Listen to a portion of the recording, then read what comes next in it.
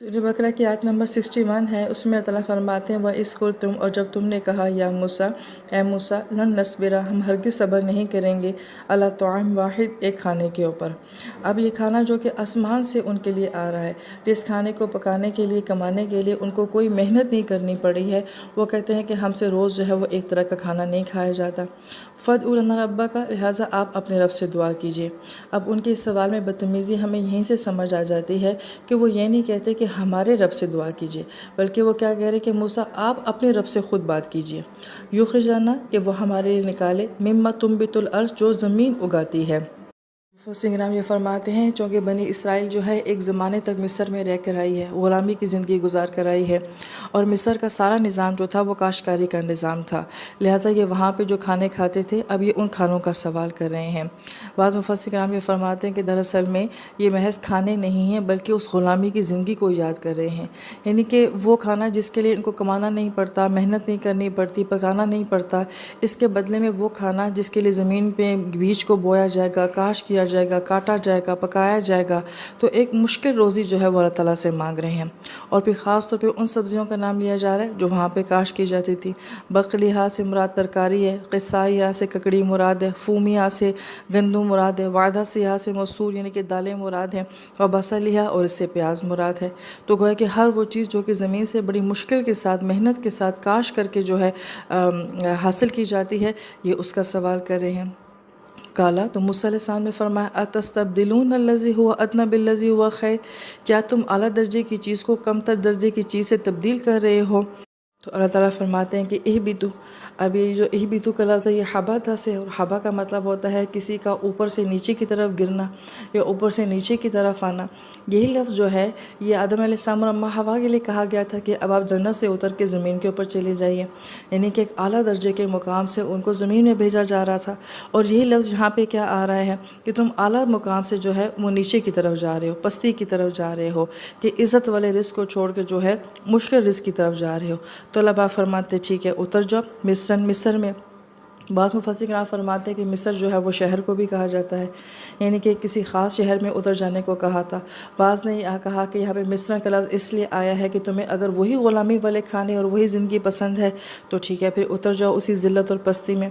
فَإِنَّ بِشَكْ لَكُمْ، تمہارے لیے وہی ہے مَا سَأَلْتُمْ، جس کا تم سوال کر رہے ہو۔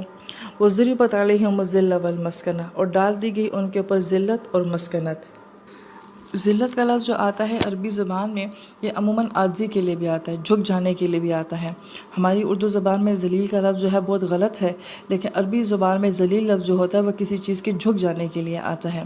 تو یہاں پہ جو ذلت کا لفظ آ رہا ہے کہ ٹھیک ہے اگر تمہیں یہ پسند ہے تو پھر غلامی کی وہ جو عاجزی والی زندگی ہے، بے بسی والی زندگی ہے، تم اسی کی طرف لوٹ جاؤ۔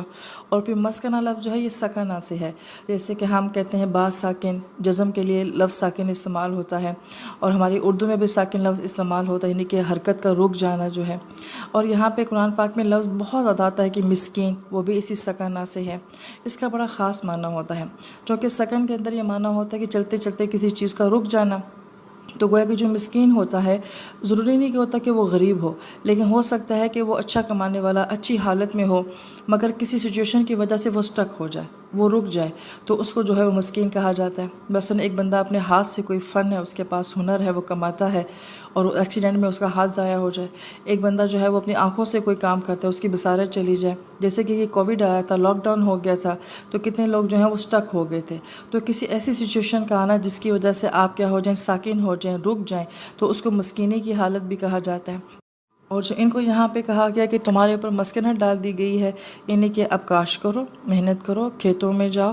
اور پھر اس کے بعد یہاں پہ جو کنسپٹ بیان کیا جاتا ہے وہ یہ کہ انسان دنیا میں جتنی بھی ترقی کرتا ہے، تعمیرات کرتا ہے، جائیدادیں بناتا ہے، بعض اوقات اس کا نفع خود بھی دیکھنا نصیب نہیں ہوتا، وہ اس کی نسلیں کھاتی ہیں مگر اس کو کوئی فائدہ نہیں پہنچتا ہے۔ تو گویا کہ یہ دو چیزیں ایسی ہیں کہ ٹھیک ہے ساری زندگی عاجز رہو اور ساری زندگی جو ہے وہ دوسروں کے لیے کماتے رہو۔ پھر اللہ تعالیٰ فرماتے ہیں وَبَاءُوا بِغَضَبٍ مِّنَ اللَّهِ، لہٰذا وہ لوٹے اللہ تعالیٰ کے غضب کے ساتھ۔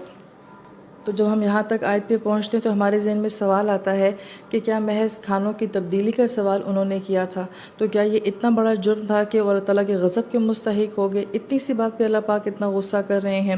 تو اس کا جواب پھر ہمیں آیت کے اگلے حصے میں ملتا ہے کہ ذالک بانہم، کہ اس وجہ سے ہوا تھا کہ اللہ تعالیٰ کے غضب کا وہ لوگ شکار ہوئے، کانوا یکفرون بآیات اللہ، کہ وہ اللہ تعالیٰ کی آیات کا جو ہے وہ انکار کرتے تھے، وَيَقْتُلُونَ النَّبِيِّينَ بِغَيْرِ الْحَقِّ، اور وہ نبیوں کو قتل کرتے تھے۔ جیسے کہ بعض جو بائبل کے حوالے ہمیں ملتے ہیں اس میں یہ آتا ہے، تورات اور بائبل دونوں کے جو حوالے ملتے ہیں اس میں یہ آتا ہے کہ ان لوگوں نے کئی مرتبہ موسیٰ علیہ السلام کو قتل کرنے کی کوشش بھی کی اور ہارون علیہ السلام کو بھی، اور اس کے علاوہ انہوں نے بہت ساری نبیوں کو تو ویسے ہی قتل کیا تھا۔ ذالکہ، اور یہ اس وجہ سے تھا کہ بما عصوا، کیونکہ وہ نافرمانی کرتے تھے۔ یہ جو عصا کا لفظ آتا ہے اس کا مطلب ہوتا ہے کسی چیز سے کٹ جانا، کہ یہ اپنے آپ کو نبیوں سے کاٹتے تھے، ان سے دور ہوتے تھے، ان کی باتوں سے دور ہوتے تھے۔ وَكَانُوا يَعْتَدُونَ، اور پر حد سے آگے بڑھ کر جو ہے وہ گناہ کیا کرتے تھے۔ کسی سے مخالفت ہو جانا یہ پاسبل ہے، اختلاف رائے ہو جانا یہ بھی ممکن ہے، مگر اتنا آگے چلے جانا کہ آپ حسد میں یا دشمنی میں کسی کو قتل کرنے کا سوچیں، یہ بہت آگے حد سے گزری ہوئی بات ہے۔